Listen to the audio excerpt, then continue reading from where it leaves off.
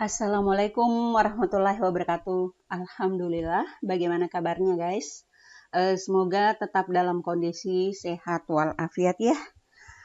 Pada kesempatan ini kita akan mengulik mengenai implementasi model logistic regression. Mungkin beberapa video sebelumnya juga sudah membahas mengenai logistic regression, mulai dari logistic regression yang sederhana, kemudian sampai pada exploratory data analysis. Nah, tapi kali ini sedikit berbeda karena kita akan mengangkat dataset yang sama untuk sekitar 10 model ya. Nah, untuk model yang pertama kita mengambil dulu implementasi model logistic regression. Nah, pada sel yang pertama ini ya, kita mengimpor Pandas ya sebagai library untuk melakukan tata kelola data. Datanya mau diapakan, apakah datanya mau dibaca, mau dihapus, disusun dan seterusnya. Nah, kemudian di sini juga kita mengimpor warnings. Warnings ini berfungsi untuk nantinya akan memfilter ketika ada warnings ya, entah itu berkaitan dengan spek dari device kita, ataukah misalkan keterbatasan dalam running. Nah, itu dia akan abaikan. Jadi tidak memunculkannya dalam kondisi panjang-panjang, hanya sekedar memberikan peringatan gitu. Nah, kita jalankan. Oke, aman ya. Tidak ada error. Kemudian yang kedua adalah pembacaan data. Nah, pembacaan di sini pd.read_csv. Kita mengambil data breeze CSV. Nah, bagaimana data breeze CSV-nya? Kita lihat ya. Nah, jadi di sini ada 569 baris, kemudian 33 kolom. Jadi ada sekitar kurang 2, kurang 3 ya. Ada sekitar kurang 2 ya, 33 kurang 2 karena ini dianggap bukan fitur yang akan dimasukkan ke dalam model. Kemudian di sini juga ada unnamed. Unnamed ini hanya berisi data yang kosong ya. Nah, berarti data kita 33 kurang 2 berarti 31. Jadi ada 31 fitur. Di mana fitur bebasnya itu adalah radius min sampai fractal dimension worst. Sementara fitur terikatnya adalah diagnosis. Ya. Nah, kemudian untuk melakukan pengecekan data, pengecekan data di sini yaitu df.isna brackets.sum brackets. Nah, ini untuk melakukan pengecekan data apakah di dalam data kita itu terdapat data missing value ya, kosong ya, ada baris yang kosong. Nah, kita cek. Nah, dari semua fitur ini memiliki angka 0. Angka 0 berarti tidak terdapat data yang kosong. Nah, kemudian juga kalau misalkan kita mau melakukan pengecekan data yang terduplikasi df.duplicate sum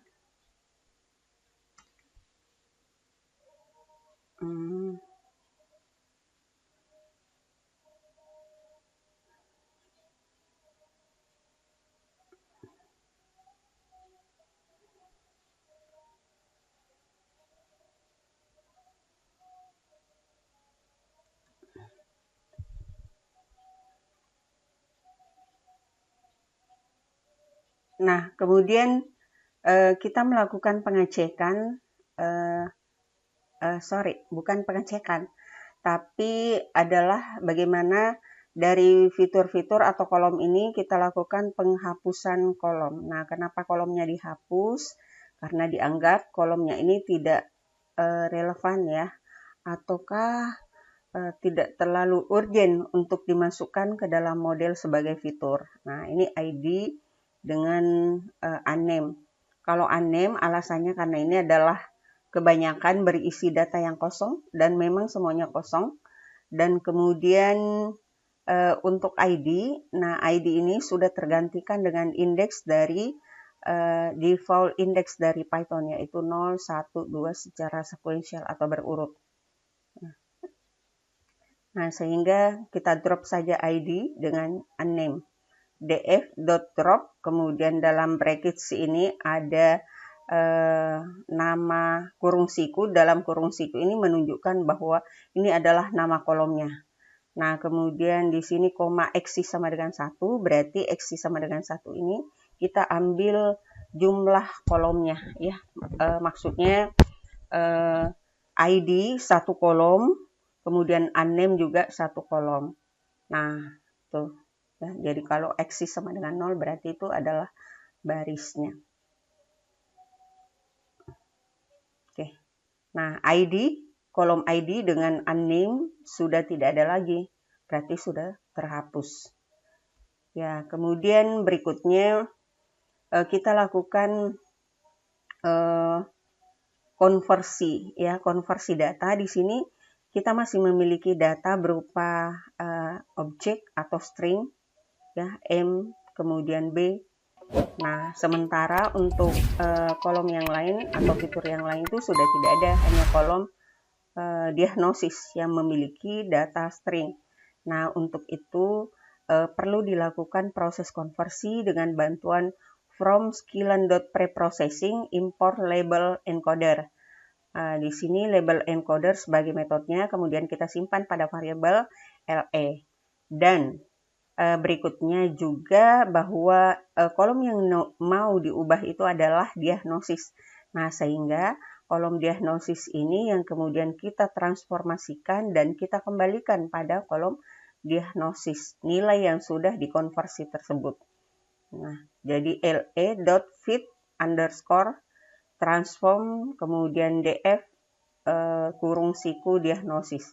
Nah, ini merupakan kolom dari diagnosis pada data df. Nah, kita run. Nah, hasilnya bahwa pada kolom diagnosis itu yang tadinya string sudah berubah menjadi angka. Ya. Nah, berikutnya kemudian kita lakukan definisi data. Nah, definisi data ini yaitu mendefinisikan mana fitur bebas sebagai X, kemudian mana fitur terikat sebagai Y. Nah, di sini untuk X kodenya adalah df.drop diagnosis X sama dengan 1. Karena yang mau diambil dari data ini adalah radius min sampai fractal dimension words. Nah, sehingga yang harus dihapus itu adalah diagnosis. Nah, diagnosis X sama dengan 1. Nah, kenapa X sama dengan 1? Karena ditandai ya bahwa diagnosis itu mengambil satu kolom itu ya untuk diagnosis. Nah, kemudian Y sebagai fitur terikatnya itu mengambil kolom diagnosis. Jadi sudah jelas ini hanya satu kolom. Kalau lebih dari satu kolom yang kita ambil, maka diidentifikasi kolom itu. Nah, kita jalankan. Oke, aman ya. Nah, kemudian di sini kita melakukan splitting data. Nah, splitting data berarti butuh library dari Sklearn dengan model selection. Jadi dari Sklearn ini menyediakan library model selection from sklearn.model underscore selection import train underscore test underscore split. Nah, kemudian kita definisikan satu persatu semua variabel dari xtrain, xtest, ytrain, ytest. Nah, dengan function yang kita ambil dari train test split. Jadi train test split itu mengambil parameter x, kemudian dari fitur bebas ya, kemudian y, fitur terikat, kemudian test size sama dengan 0,2. Jadi test size ini adalah ukuran berapa data tes yang akan kita masukkan ke dalam model.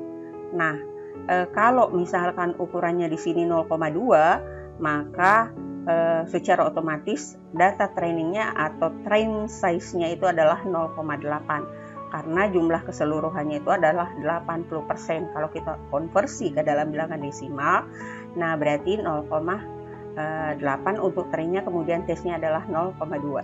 Kemudian random state-nya, random underscore state sama dengan 0. Nah berarti di sini random state-nya itu ya 0 saja, tidak kita berikan random state.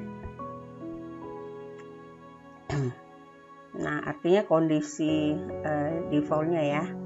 Nah, kemudian kita jalankan ya. Oke, tidak ada error.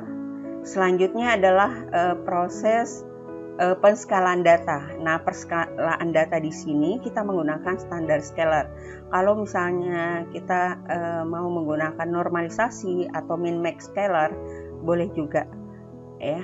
Karena untuk logistic regression keduanya dimungkinkan, baik untuk standar scalar yang menggunakan penskalaan standar deviasi ataukah menggunakan normalisasi min max scalar ya.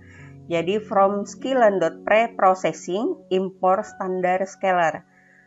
Kemudian standar scalar sebagai metode ya. Di sini ada brackets, berarti dia menampung parameter. Kemudian SS.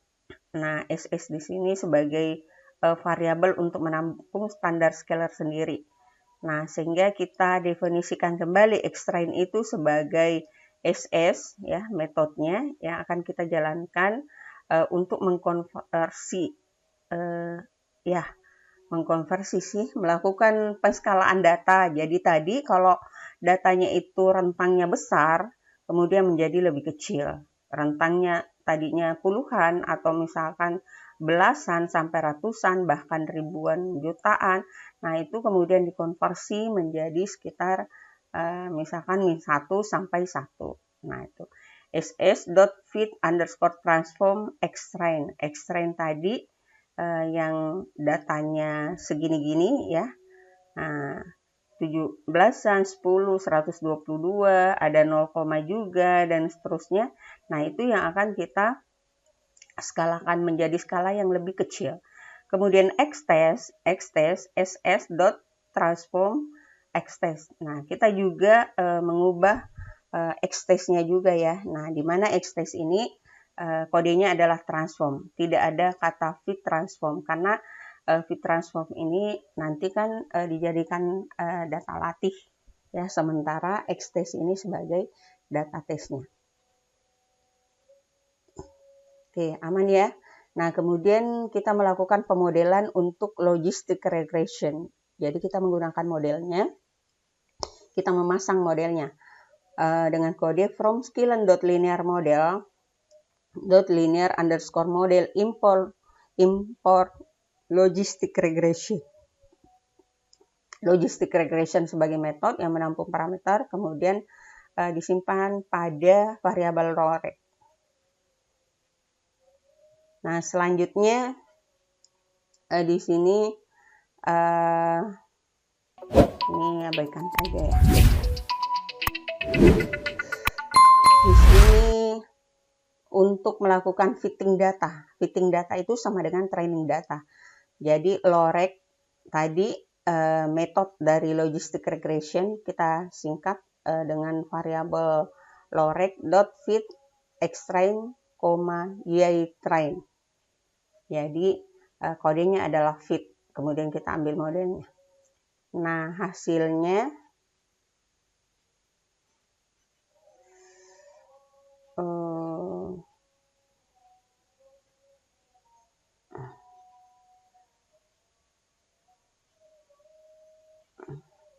ya. Oke. Kemudian di sini kita lakukan prediksi ya, atau kita sudah testing data ya, istilahnya mengetes data itu. Data yang tadinya kita siapkan memang khusus untuk testing, apakah dia bisa memprediksi ya. Kodenya adalah lorek.predict xtest.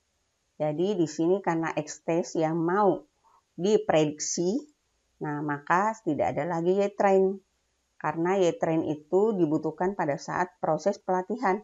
Nah, sementara Y-test di sini adalah kita mau melihat bagaimana sebagai pembanding ya dengan data yang kita hasilkan dari proses testing data. Nah, kemudian hasil dari prediksi ini kita simpan pada variabel Y-pred. Kita lihat hasilnya.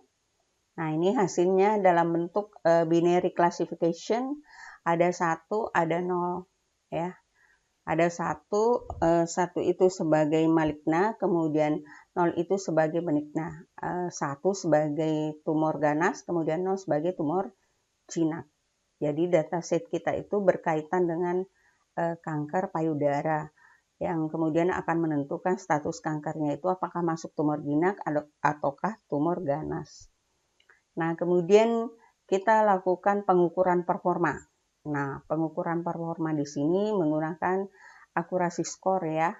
Kita bisa menuliskannya akurasi skor ataukah lorec.score, kemudian X-train, Y-train. Nah, skor ini pada saat training ya. Kita lihat apakah sama antara training dengan testing. Nah, pada saat training dengan menggunakan logistic regression itu hasilnya adalah 0,989. Jadi lumayan sangat bagus ya. Nah, kemudian pada saat di testing kita lihat datanya. Jadi kodenya adalah lorec.score X-test, Y-test. Nah, kemudian datanya sebesar 0,9649. Nah, ini adalah data yang normal, data yang wajar karena memang seharusnya data training itu memiliki nilai yang lebih tinggi daripada skor dari data testing. Nah, kemudian kita juga menggunakan pengukuran performa yang lain atau matriks yang lain, yaitu confusion matrix dengan classification report. Nah, bagaimana from skillan.matrix import confusion matrix, confusion underscore matrix, kemudian classification report. Jadi sama kodenya ya, tinggal diberikan tanda koma karena kodenya juga sama. Kemudian kita cetak print confusion matrixnya. Parameter dari confusion matrix di sini ada Y-test, Y-pred. Y-test, Y-pred ini dibandingkan ya antara Y-test ya yang sudah tersedia ceritanya dari dataset kita dengan yang diprediksi oleh ini merupakan proses validasi ya. Apakah sama antara prediksi dengan testing?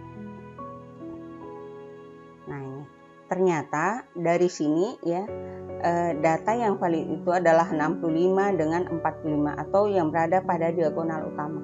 Jadi di sini 65 tambah 45 berarti 110 ya. Nah, kemudian data yang invalid adalah diagonal yang lainnya itu sebanyak 4 data.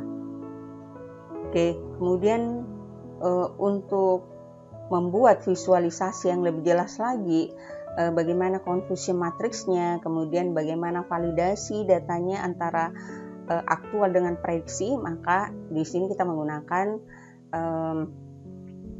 menggambarkan ya confusion matrix itu dalam gambar Seaborn ya.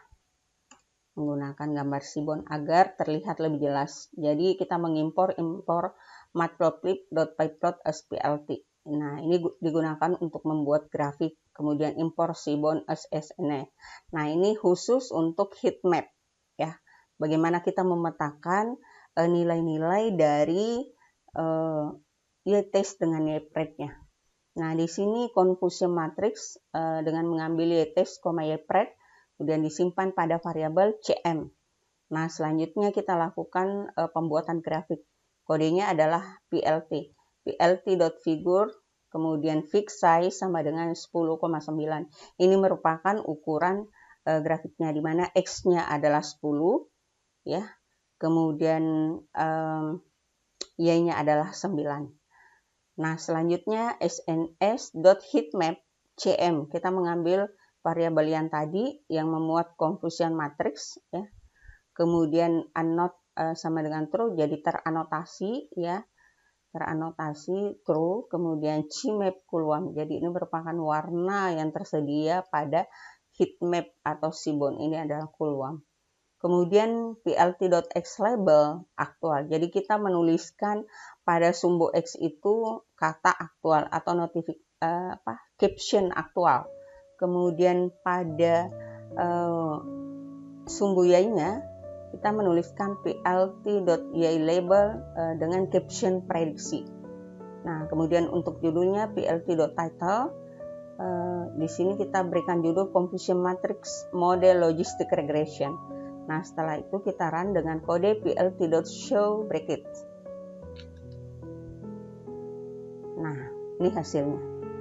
Nah, hasilnya sama dengan yang ini tadi. Kalau kita tanpa menggunakan grafik atau gambar ya, gambar peta.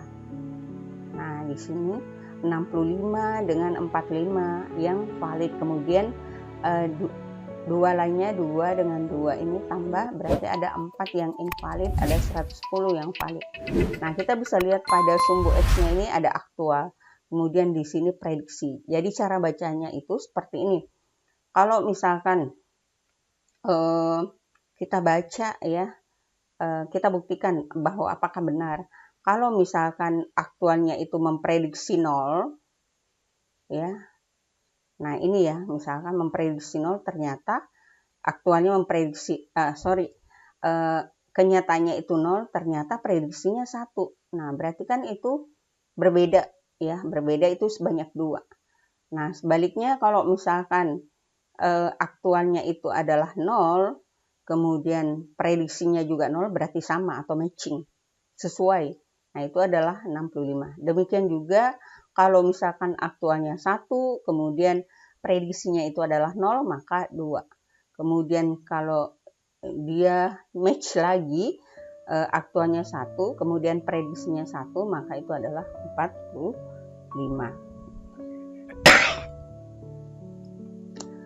Nah, kemudian kita lihat rangkuman dari beberapa hasil pengukuran. Jadi bukan hanya akurasi saja yang ditampilkan, tapi beberapa pengukuran yang lain. Nah, ini dia. Di antaranya adalah precision, kemudian recall, F1 score dengan data-data yang support. Nah, untuk precision nilainya itu 0,97 untuk kelas 0, kemudian 0,96 untuk kelas 1. Nah, jadi kalau mau dirata-ratakan berarti ya dijumlahkan kemudian dibagi 2 ya. Demikian juga untuk recall 0,97 dengan 0,96, F1 score 0,97, 0,96. Ya sama kalau mau merata-ratakannya. Nah, data yang support misalkan berarti data yang sesuai untuk 0 adalah 67, data yang data yang sesuai untuk kelas 1 itu adalah 47. Nah, berarti data keseluruhannya itu adalah 114. Ya. 114, kemudian akurasinya adalah 0,96. Nah, ini ada beberapa bagaimana makro average-nya, kemudian weighted average-nya ya. Oke. Cukup ya. Terima kasih, semoga bermanfaat. Assalamualaikum warahmatullahi wabarakatuh.